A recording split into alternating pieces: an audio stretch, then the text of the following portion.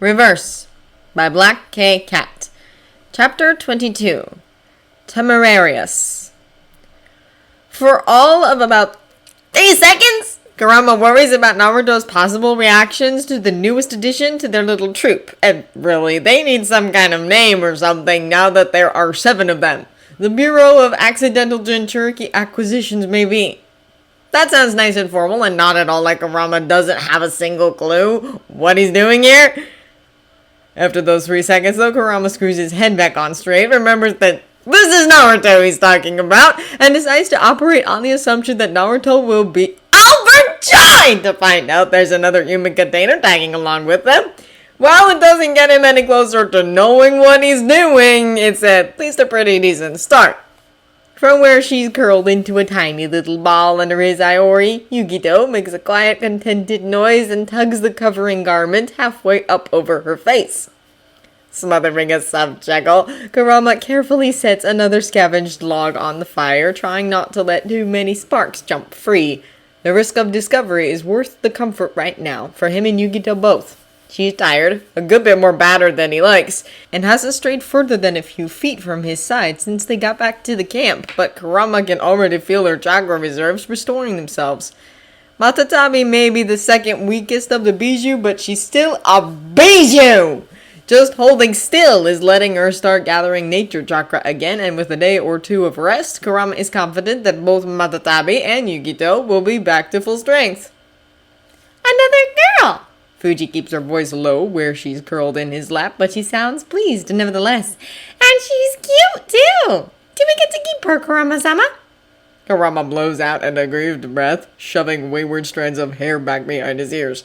Like I have a choice, he grouses. Matatabi's a canny witch. She knew I wouldn't be able to say no. Curled across Kurama's shoulders, head resting neatly on his black paws, Momiji opens one blue eye and scowls softly. Right, he says, mild as milk. That's why you ended up with not 1 Jinchuriki child, but 4! Because you were manipulated into dragging them along. Shut up, furball, Kurama growls, though he also pitches his voice low. There were extenuating circumstances. 4 times over! Fuji adds innocently and gives a fox grin when Kurama glares at him. Oh, stop it, Kurama-sama. You knew exactly what you were doing taking them in. Well, Kurama's glad someone believes that because he sure as heck doesn't. This all started as a way to find somewhere safe for Naruto to hang out. The fact that it snowballed into a cross-continental chase that probably has him on every major village's shit list is still a little under Rabbit's head around at times. But whatever, this is all Kakashi's fault. If he hadn't made an ass of himself trying to pull Kurama away from Naruto, they'd all still be happy as clams in their rightful places. Except Gaara would still be miserable, treated like a monster. Fu would be trying to run away, only to get dragged back kicking and screaming. Yukito... Kurama doesn't want to think about what would have happened to Yukito. How fast do you think we can make it to Kiri? He asks, turning his attention back to the fire as a log shifts and falls in a spray of sparks.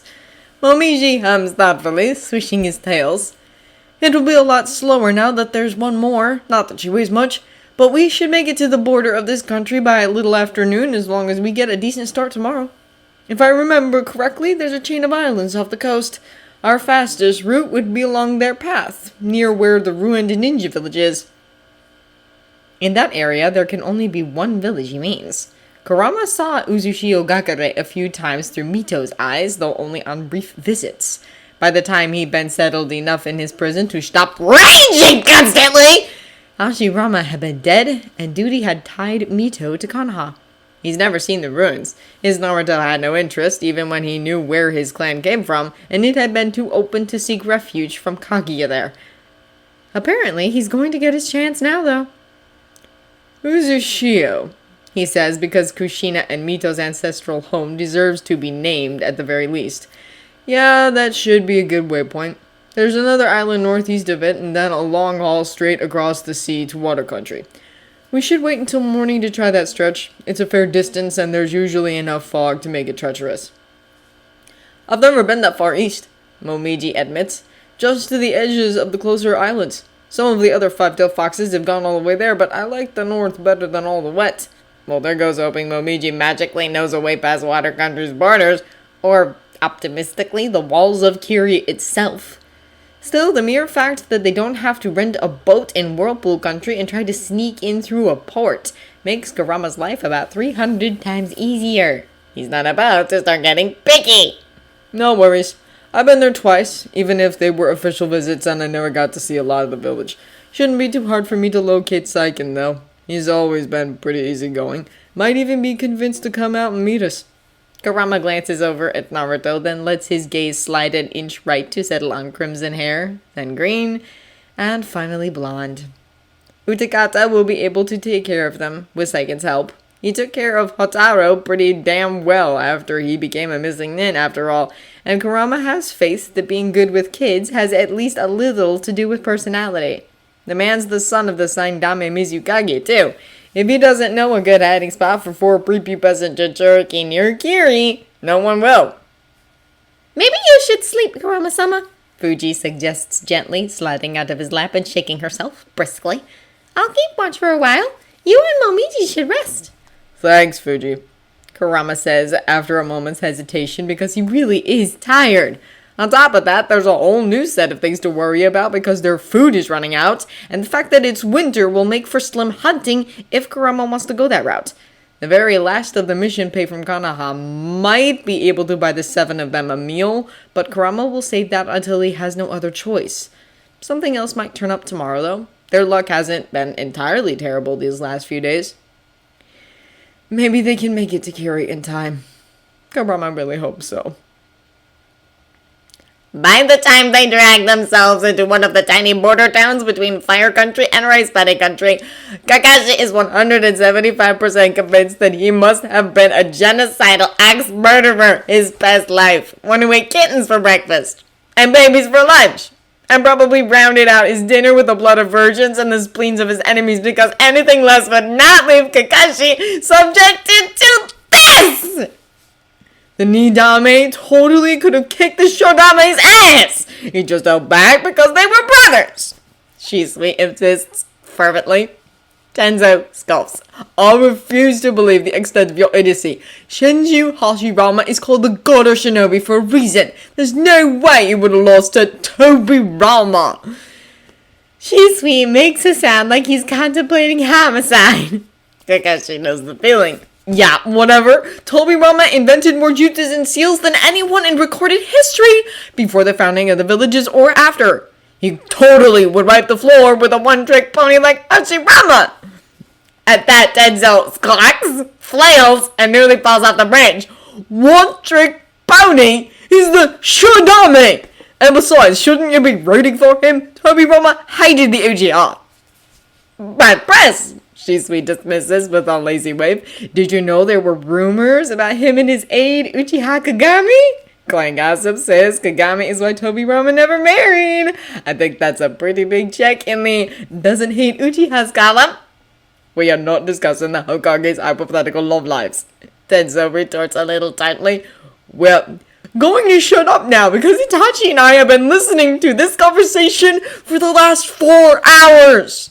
Kakashi interrupts, just slightly desperate, and before that, it was an in-depth discussion on which of Kanaga's Jonin has the best ass! For the record, Kakashi's name came up 14 times, and he feels a bit violated. Porn is one thing, this is another entirely. At least his beloved Ichi-Ichi doesn't give assessments and assign marks based on curvature and peckiness! Whoever he killed in his past lives to deserve this, Kakashi is truly deeply sorry!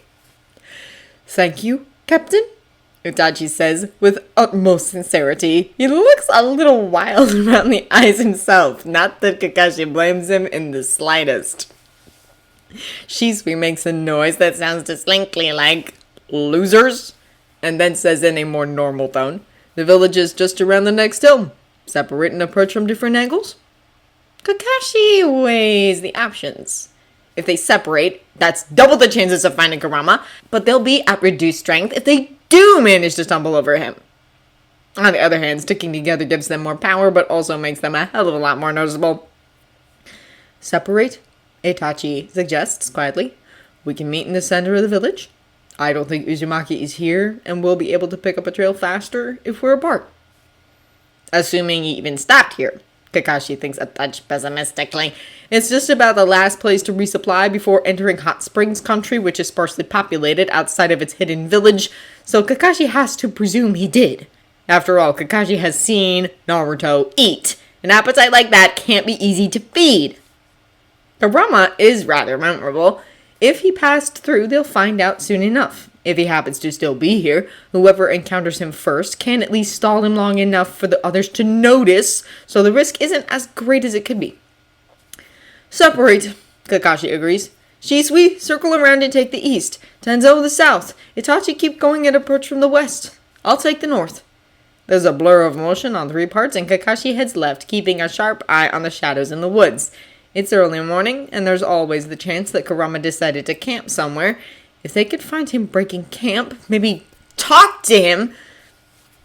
What Kurama's doing is stupid. He's got practically every village on his tail or brace for his arrival, is weighed down with at least 2 and possibly 3 kids, and he's not able to move fast enough to keep ahead of Kakashi's team indefinitely. Maybe Kakashi can make him see reason. Maybe they can get through this without another war starting. Kakashi doesn't want to be responsible, even peripherally, for a 4th World War. That's not a legacy he wants to attach to the Hatake name. His father's memory deserves better.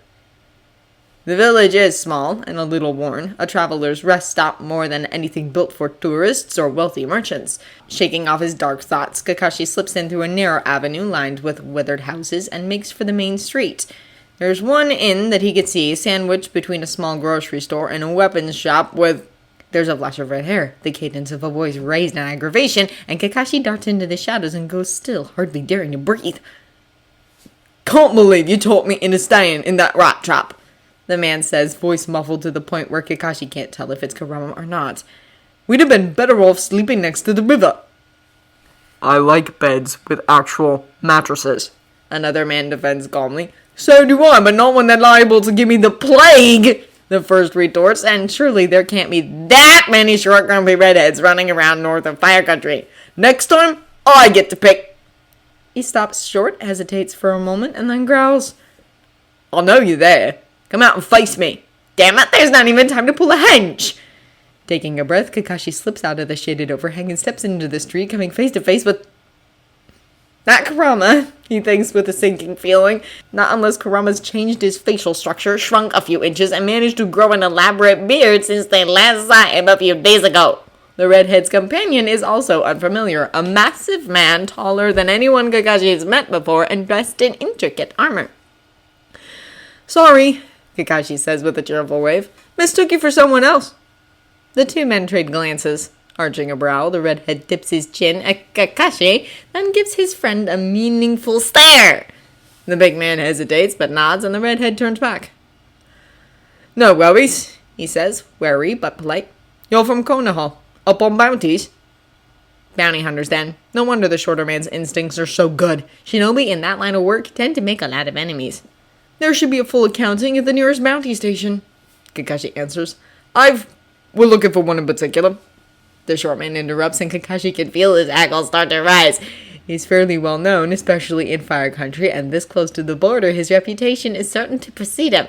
For this man not to acknowledge that, he's either stupid, unaware, or unconcerned. Stupid bounty hunters don't live long, and the inattentive ones are too poor for fancy armor. So the last option is the most likely, and Kakashi doesn't care for it. How many people outclass him where sheer ability is concerned, and for this man to be so certain that he does is far from comforting. Especially given that Kakashi doesn't know his face. Oh, he asks, just managing to keep his voice mild. Anyone I can help you find?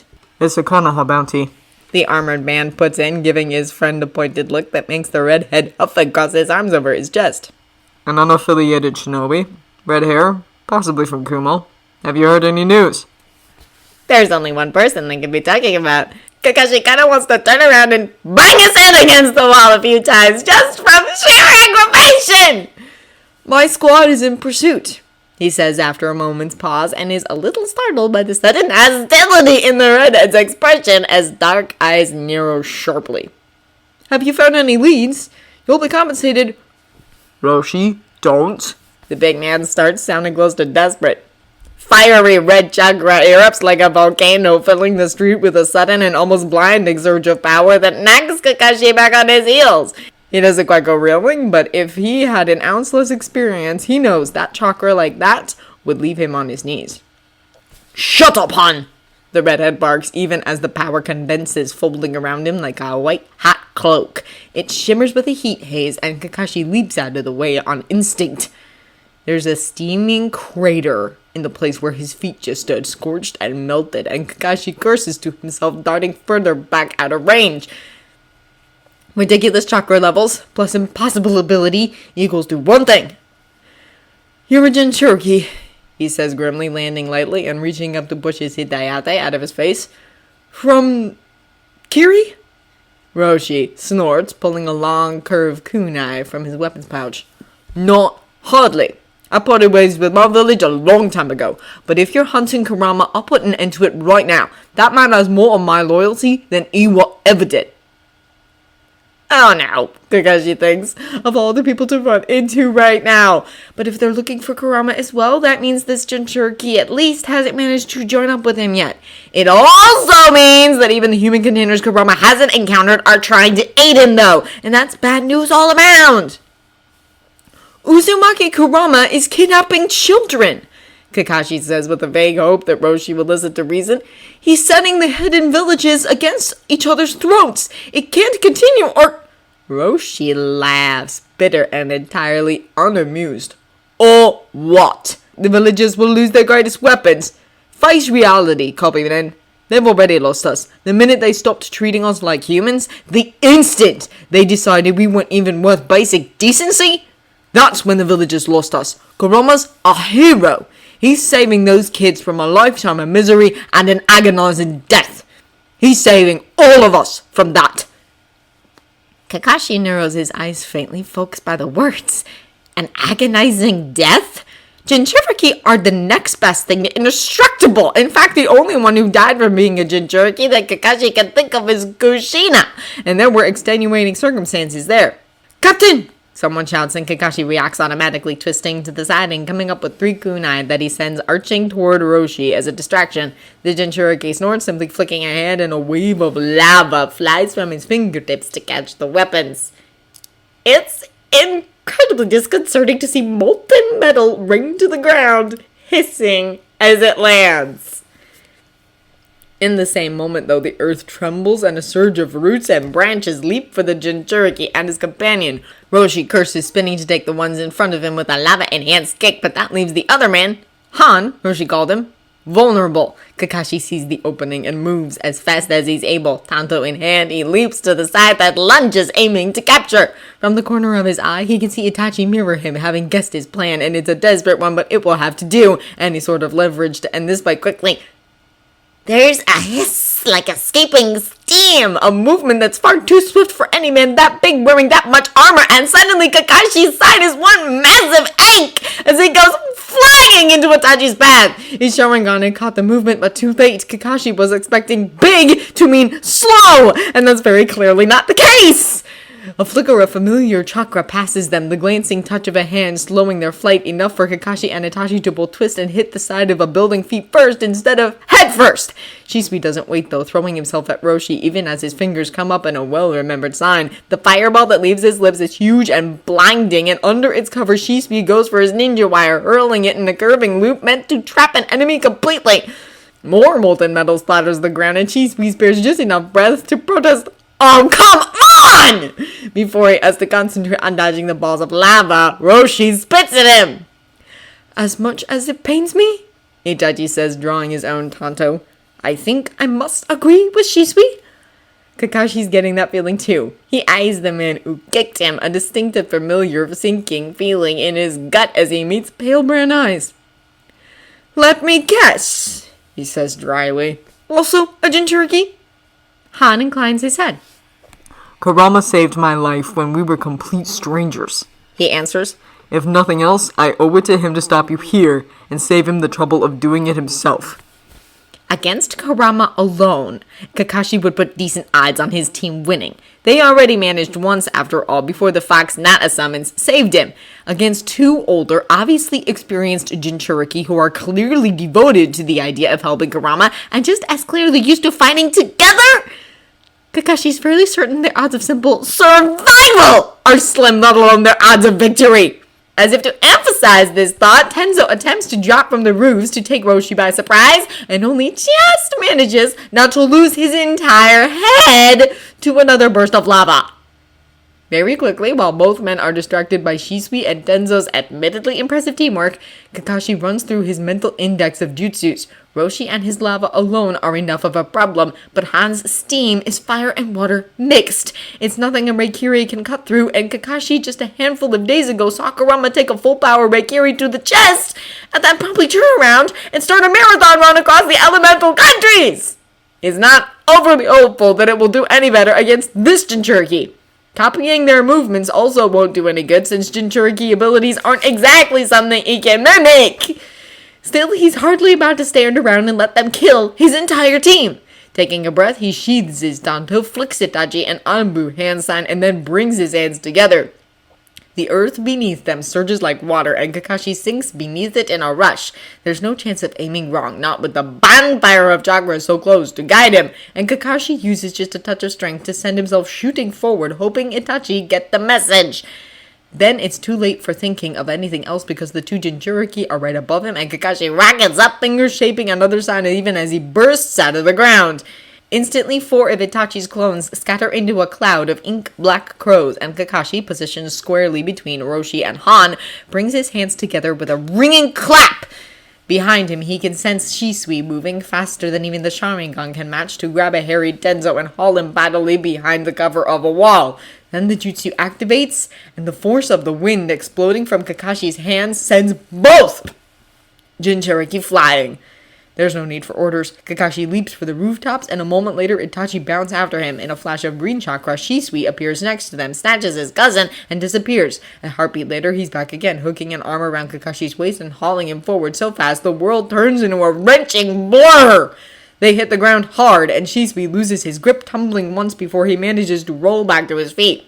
Kakashi manages to stay upright, though only barely, and catches himself on the trunk of a tree.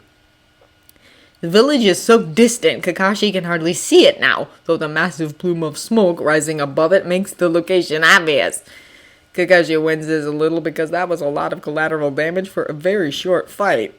He's fairly certain they're never going to be welcome in that town again. Oh, fucking fuck! Shisui breathes, slumping back against another tree and sliding down his sit at the base. Did we just start a fight with not one, but 2 Jinchuriki? Technically, I think Roshi started it. Kakashi points out, feeling the need to defend himself. It's not like he knew they were Jinchuriki going into it, or he might have beaten a strategic retreat a little earlier, or just not stuck around. Then he thinks about what the Hokage is going to say once he learns that 2 more Jinchuriki have deserted their villages and allied themselves with Kurama, and is distinctly grateful that there's a good extent of fire country between them. If we give him the chance, he'll probably finish it too, Tenzo points out, looking back in the direction of the village. He's missing his left eyebrow, and half of his face is red in a way that speaks more of first-degree burns than it does embarrassment at practically getting stomped by 2 Jinchuriki who weren't even trying. Moving on would be a good idea, I think. Itachi agrees. He glances up to where a flock of crows is circling lazily and adds, "They're not following us yet, but that doesn't mean they won't. Especially if they're looking for Kurama." And Kakashi would very much like it if they didn't catch up with him anytime in the near future. Dealing with a couple of baby Jinchuriki is one thing, and Kakashi is mildly confident about their chances there, even if one of them happens to hold a Kyuubi no Kitsune. 3 full-grown and ludicrously powerful Jinchuriki without a reason to hold back! If he's facing something like that, Kakashi wants a damned army backing him up! Han is wearing his "I'm disappointed in you, but somehow not surprised" face. It's one that Roshi is intimately familiar with, so he's more than happy to ignore it. Inside of him, Son is grumbling about the captain's escape denting his pride, but that's par for the course now that they are actually talking. And yes, Roshi admits they probably could have taken the man and his team, but he's not exactly a pinpoint fighter. The rest of the town would have ended up as collateral, and enough people already hate Roshi just for existing. He'd rather keep the numbers down wherever possible. At length, Han seems to resign himself to the fact that Roshi is unaffected by his displeasure and sighs, folding his arms over his chest. I thought you wanted to find Kurama's trail, not pick a fight. We did! Roshi defends. I can multitask, thank you! When Han continues to be epically unimpressed, Roshi huffs, rolls his eyes, and says, now we know that he hasn't gotten caught yet, and that's good enough for me. If B's back in Kumo, odds are Kurama skipped over it rather than stopping, and if he's looking for Jinchuriki, there's only one other place he can go. Han does not look comforted by this leap of logic. Kiri isn't exactly welcoming, he points out, and Kurama's not exactly a model guest. Roshi counters, come on, we need to get to the coast. We're going to take a boat across the ocean to the Bloody Mist, which is currently controlled by a mad Jinchuriki and houses an unknown second Jinchuriki. Han says dubiously, but he follows when Roshi turns northeast and marches out of the village. I can think of a lot of ways this could end badly, Roshi. Roshi waves an impatient hand, not entirely certain what the problem is. I'll give it a rest. We've got 9 tails and 4 brains between us. How long can this be? There's a little fishing village near the Frost Country border, and the head man there owes me a favor. We'll commandeer a boat and sail straight across. Maybe we'll even beat Kurama there. Either way, whether they have to skulk around Kirigakure and wait, or get there after the other man, Roshi will feel a heck of a lot better once he's got his eyes on Kurama. Roshi's awkwardness with kids aside, Kurama's between a rock and a hard place, and Roshi's more than willing to hunker down next to him and make a stand. The Jinchuriki get few enough champions as it is, and whether Kurama's actions turn the world on its head or not, Roshi's in for the long haul. And despite Han's protest, Roshi knows the big man will be right there next to him. Maybe they're not family by blood, but Roshi likes to think there's something better. Real family never gives you a choice. The family you make for yourself is another matter entirely.